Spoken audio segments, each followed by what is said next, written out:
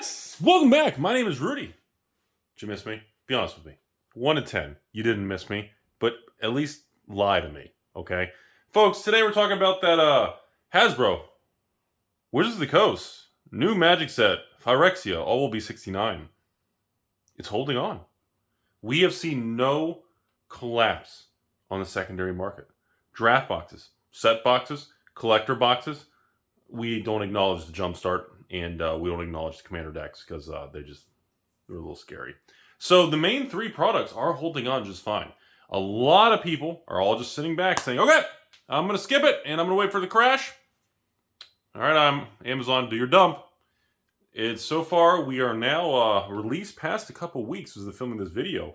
And to my surprise, we haven't seen, I mean, a lot of people thought collector boxes were just going to literally go release and tank. And we're still holding like about what, 225, 230 plus tax. So maybe what, 245, 250 is shipped on eBay TCG Player. Pretty standard. No major upticks. Single cards are still drifting lower as people crack the product. We haven't, but the fact we haven't had a collapse is a really big deal. I mean, what more can you ask for? So now for the downside.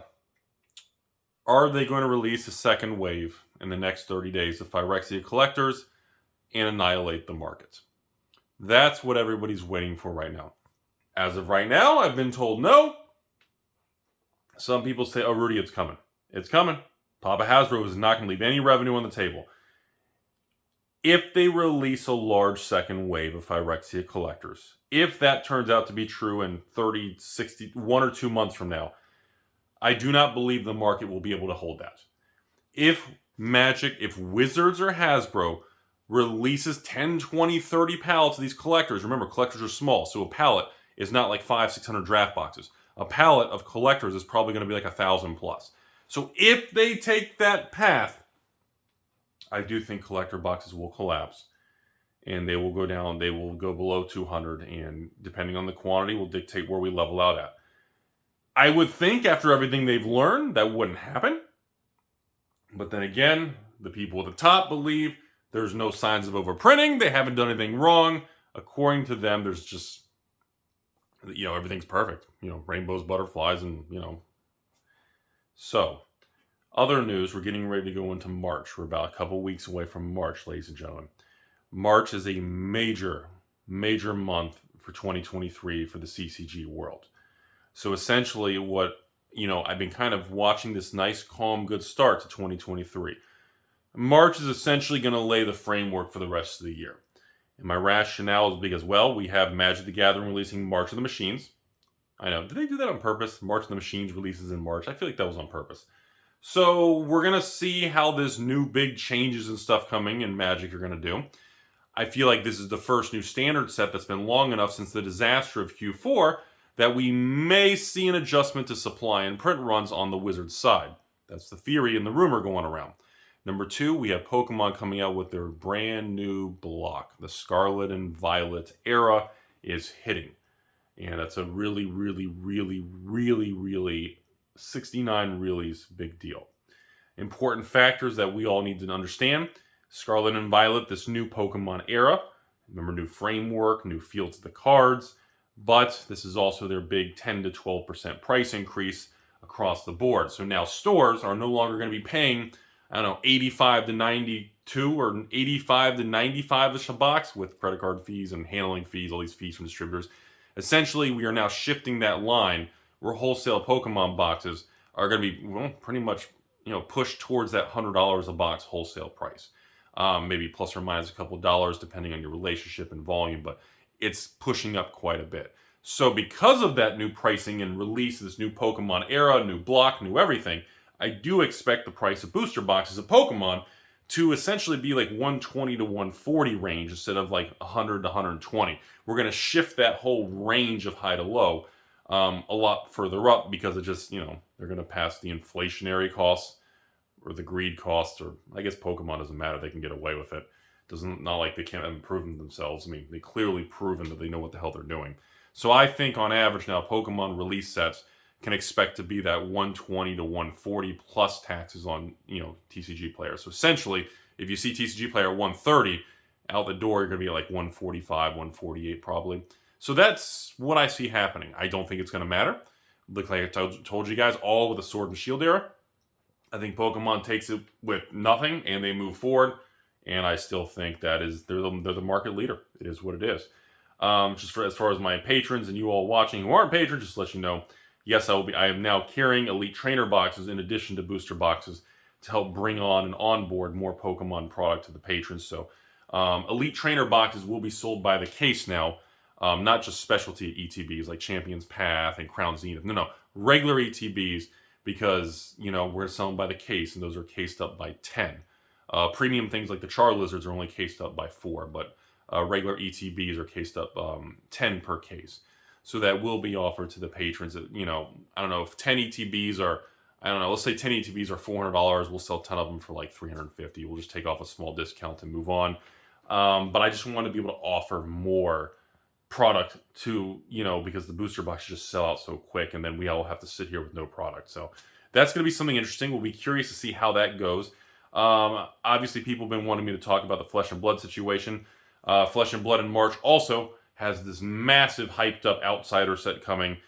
Most amount of hype I've seen probably since like, I'd probably say since like Monarch Tales era. Uprising was a big deal, but there's a lot of skepticism with Fab 2.0. Dynasty was kind of a smaller, supplementally kind of vibe set, kind of like an Everfest smaller booster box kind of thing. But man, Outsiders, there's a lot more interest, it feels at this point, for the new Flesh and Blood Outsider set. And yes, that is a huge release coming up in March.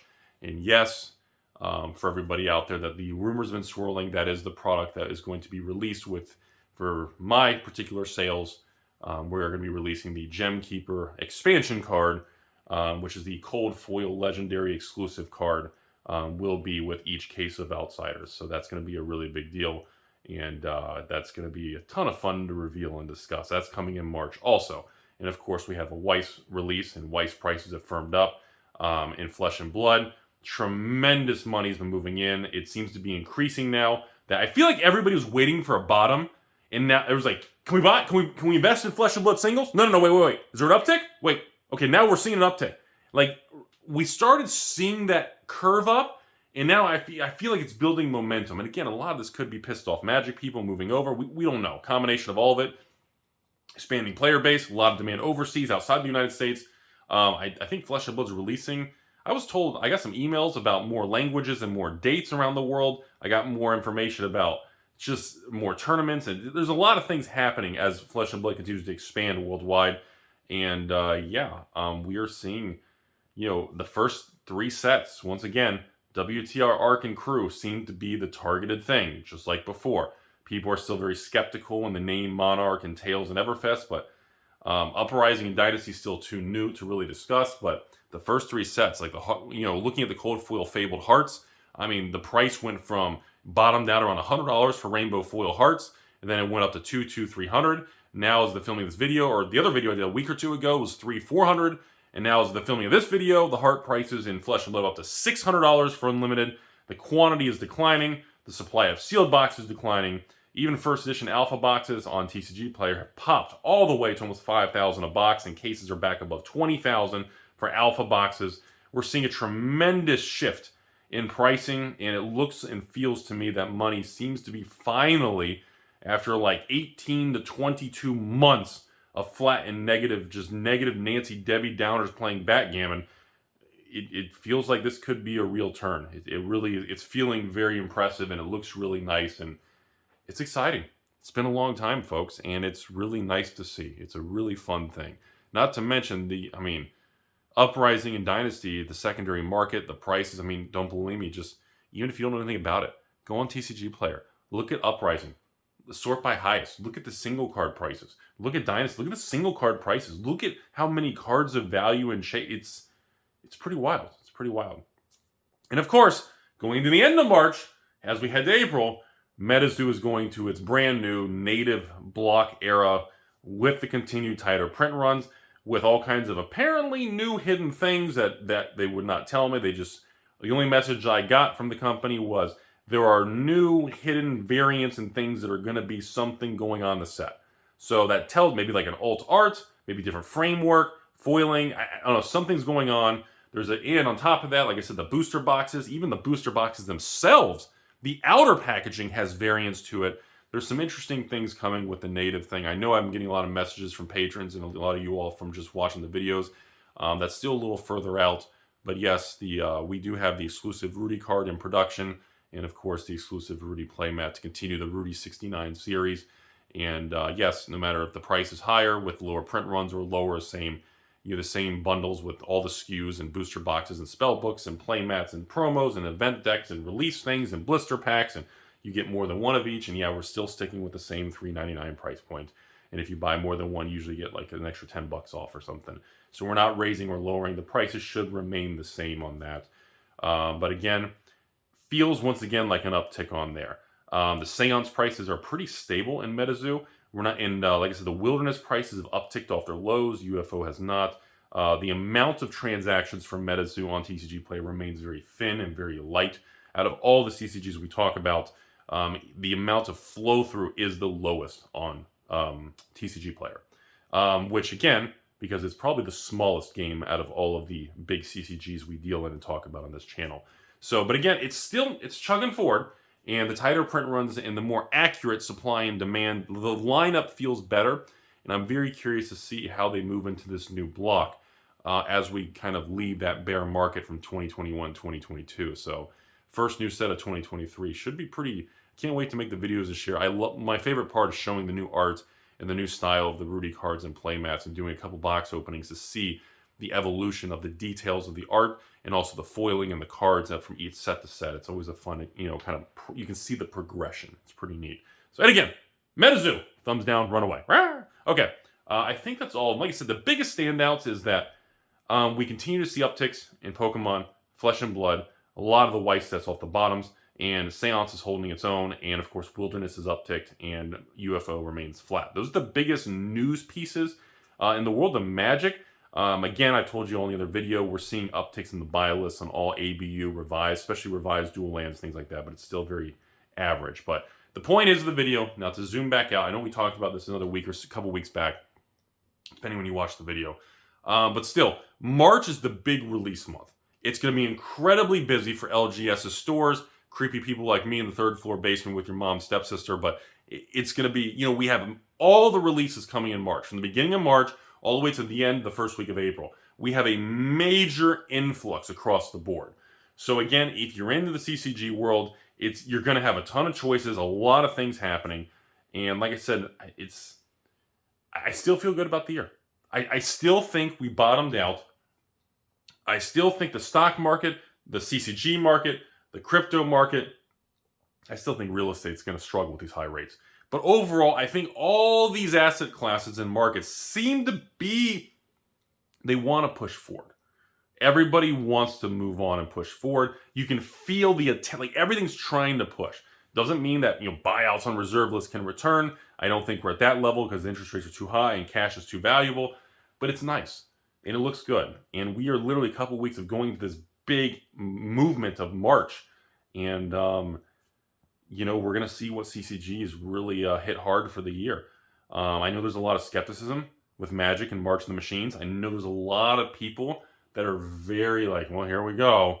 I don't know about this one. Everybody loves Phyrexians and the theme and the lore and those kind of evil monsters, but there's a lot of pessimism and skepticism on Magic Wizards with March of the Machines. But again, until we have details, I can't just say, well, I don't like the name, it's going to tank. I think it's a little too early to try to be positive or negative on the next Magic set because we just don't know. There's no way to know, and you can't just make up, it's going to crash without knowing what it is.